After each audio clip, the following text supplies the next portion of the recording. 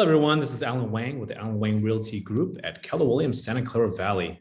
I'm really excited to provide you the 2021 Silicon Valley Real Estate Year in Review, and also what our projections are for the real estate market in 2022.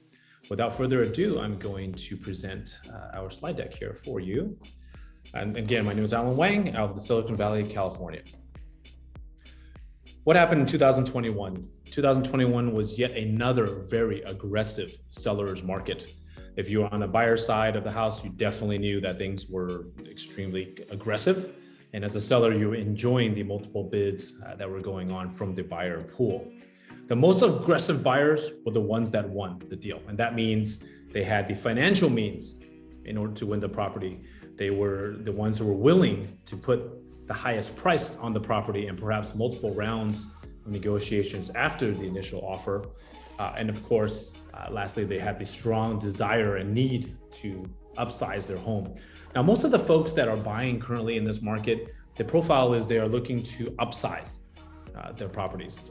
The single family home sector was the most coveted sector in 2021, and that was also the case in 2020. Because of COVID, the reasons are obvious on that.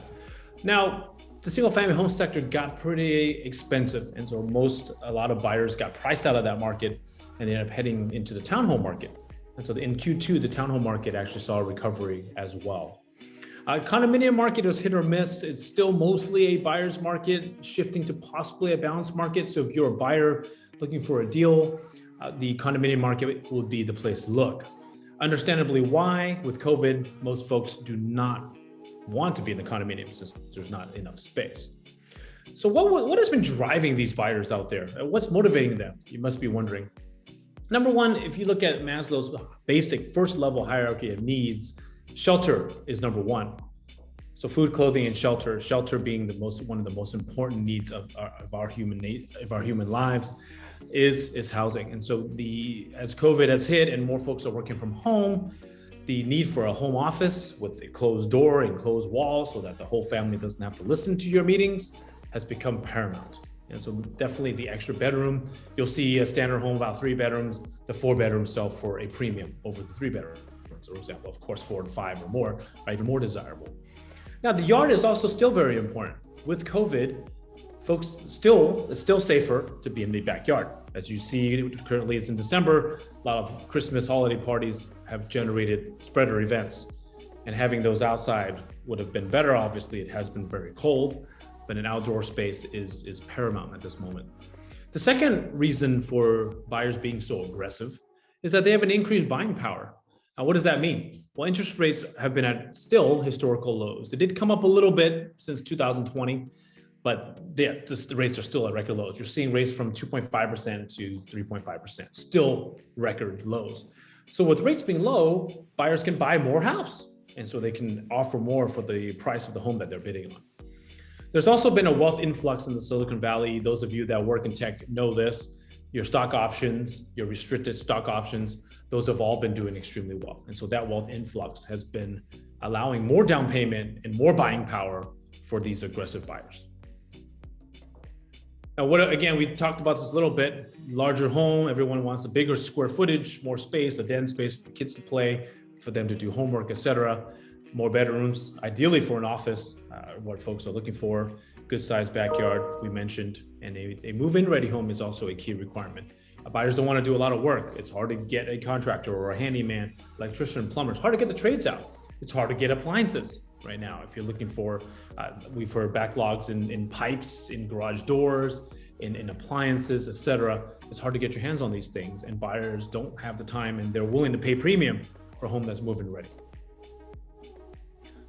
Talking a little bit more about this influx that's happening in the Silicon Valley, especially I look at the NASDAQ. The NASDAQ index, most of the technology stocks in the Valley are on this index. And there's been a 23% increase from January until December in equity prices. And there you go. That's where that wealth is coming from. All of the Bay Area, Silicon Valley buyers have increased their stock option wealth by at least 23% in the last year. And that's why a lot of folks are trying to take those funds out of the stock market and pour them into real estate, which is something they really, really need for their family. And the next metric I like to track is the interest rates. Now, if you recall your parents saying, oh my gosh, in the 80s, we paid 18% interest rate, they are correct. If you look at the chart here, that has absolutely been the case. In the 80s, the interest rate spiked to 18%. And now, as of the end of the year, we were hovering at 3.11%. Folks, these are still historical lows. And so it's really important that you see this chart to understand how good a deal we're getting on the ability to borrow money at very, very low interest rates. Inflation, this has been a major issue that's been brought up in November. The inflation rate hit the highest point it's been in the last 20 years. And this chart actually covers the last 20 years at 6.8% cost of goods. You've probably noticed food is costing more. The appliances, building, wood costs. We in the real estate industry have seen inflation for quite a while now because just monitoring the price of lumber since COVID hit has been an issue. But what's going on here? There's a reason for this. If you go back to March of 2020 when the pandemic hit, now remember, we are in a global society when you talk about supply chain of goods that are being created. They're being usually created abroad, and there are parts and raw materials coming in from multiple places around the world in order to build the product that you need. And so when COVID hit, factories shut down, folks were told to stay home. And businesses also, on one hand, they decided to probably ramp down the production because they were concerned that the demand would have dropped. And on the flip side, they also couldn't because of COVID. Folks had to isolate at home and factories were closed. Now, when we emerged from the pandemic, the worst of the pandemic, the consumers, we had a lot of savings all of a sudden because we haven't been going out. So with this extra disposable income, folks started buying. They started wanting cars, they started wanting products, they are starting to eat out again, and businesses were not ready for this. Restaurants didn't have workers. Restaurants needed to get workers back in. Factories had to bring their workers back in order to get those folks, and then they had to go and source the different raw materials from different places and down the supply chain. And so you cannot just snap a finger and have the world economy start humming again, especially with the pandemic still raging. So what that creates is scarcity. Products are scarce, which means any supply and demand curve that you look at in Economics 101, when there is high demand and low supply, prices jump. And that's the basic supply and demand rules that you'll see, and that's what's happening. The big question is, will this settle down or not? Will factories come online? Will workers come back to work? And will we get this all settled down? I believe eventually we will get there. I'm not sure exactly when that will be, when that will occur.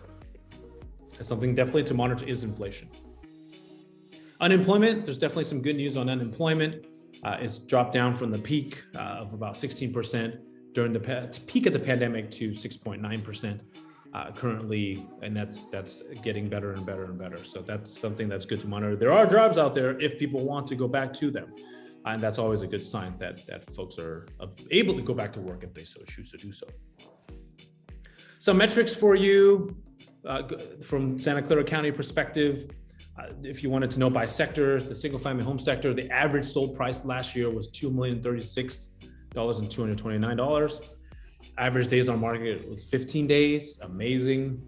And I like to monitor this one, which is the list price to the sold price was 8.88%. So if you listed a property at $1 million, it would sell 8.88% over that price.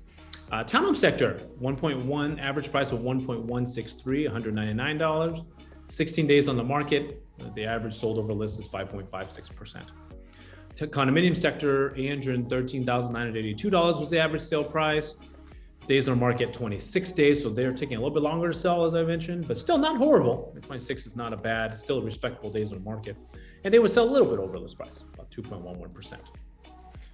Taking a sample of San Mateo County, the entire San Mateo County single family home sector, average home price is $2.4 million. Average days on market, 19 days, would sell about 8.7% over list price. Townhomes are at about 1.4 million, 20 days on the market, sell list price over list price about 5.2%.